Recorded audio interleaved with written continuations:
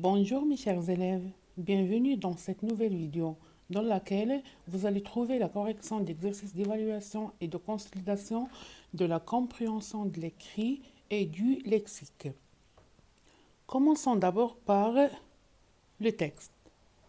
Suivez-moi, je vais dire le texte.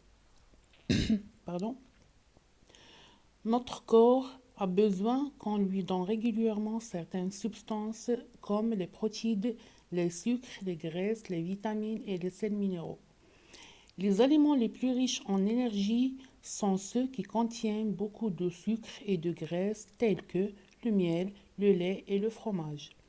Les protides aussi sont indispensables, surtout aux enfants qui grandissent. Ils font partie des matériaux de construction de notre corps.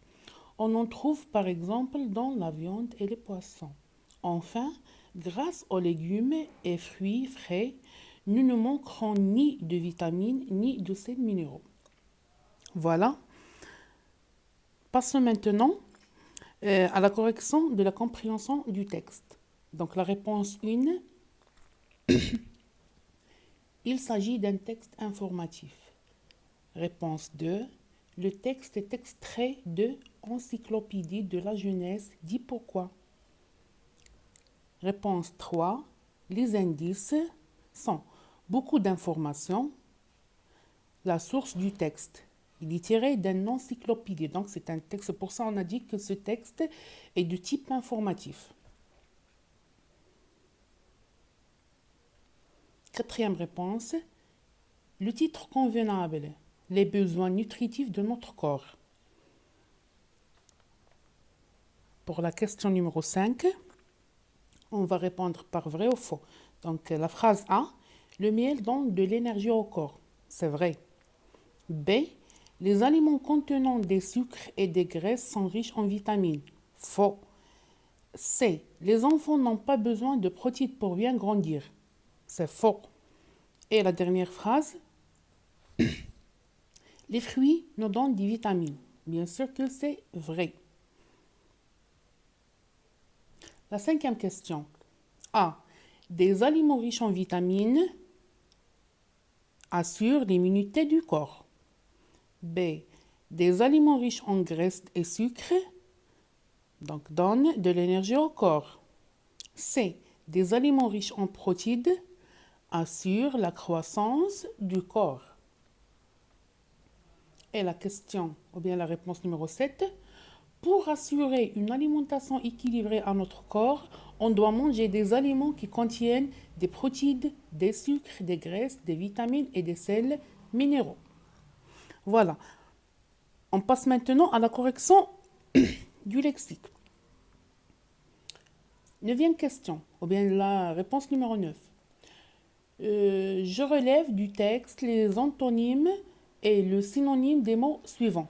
Donc, on a le mot peu, destruction et offre. Alors, l'antonyme de peu est beaucoup. L'antonyme de destruction est construction. Et le synonyme d'offre est donne. La réponse suivante, je forme des mots de la même famille à partir des mots suivants en utilisant les préfixes ou les suffixes suivants ir, sion, in. Un bien sûr, in. Donc, on a le mot aliment, le mot régulier et dispensable. Donc, pour le mot aliment, on ajoute le suffixe sion, alimentation. Régulier, on ajoute le préfixe ir, irrégulier. Et pour le mot dispensable, on ajoute le préfixe in, indispensable. Voilà.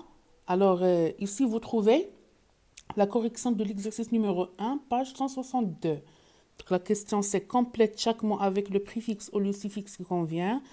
Re-agement, im1, d, sur, sion.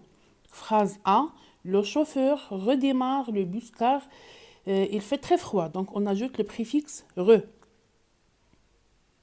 au mot démarre, ou bien au verbe démarre dans cette phrase.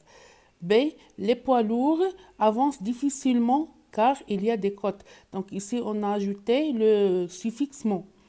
Phrase C, il est impossible de circuler à cause d'un embouteillage. Donc, on ajoute le préfixe im et le suffixe age au mot embouteillage plutôt. D. Il ne faut pas surcharger le car, le nombre de places est limité. Donc, on a ajouté le préfixe surchargé.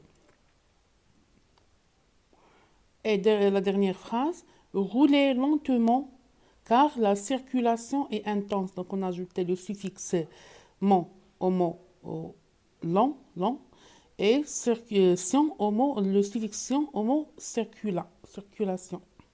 Et voilà, c'est tout pour cette vidéo.